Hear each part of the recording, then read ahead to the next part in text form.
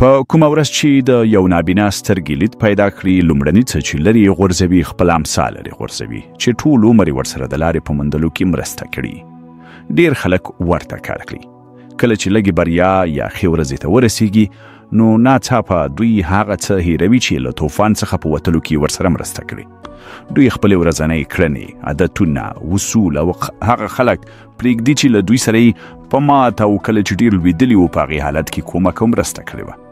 دوی خپل ډیسپلین هم پرېږدي ځکه ژوند ورته یو څه اسانه شوی وي. دوی مونځ او دعا هم پرېږدي ځکه د ستونزو درد له منځه تللی وي.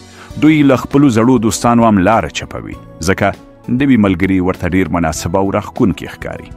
خو رښتیا دا دی دا چې تا څراغ ولید دا په دې معنا نه ده چې بیا به هیڅکله تیارې سره نه مخ کېږي. خو که کله بیا تیاره راستنه شي له تا سره به څه پاتې؟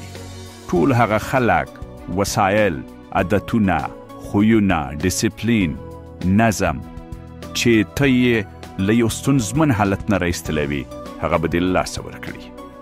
عقل او نجیب اوسه.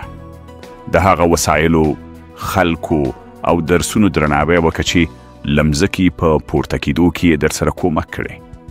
وده او پرمختګ ښه دی، خو مننه او قدرداني په اصل کې ژوندي پاتې کېدل او پایدل دی. که په ذهن کې داسې څوک یا څه درځي چې تاسو سره یې له یو سخت حالت څخه وتلو کې مرسته کړې وي نو دلته په کمنټونو کې هم دا اوس مننه ولیکئ. څوک مهیر وي چې در یاد شي. شکر ایستل، قدرداني او مننه هیڅکله مه هېروئ. دا د سترو خلکو عادت دی. د خدای ښه دې وي.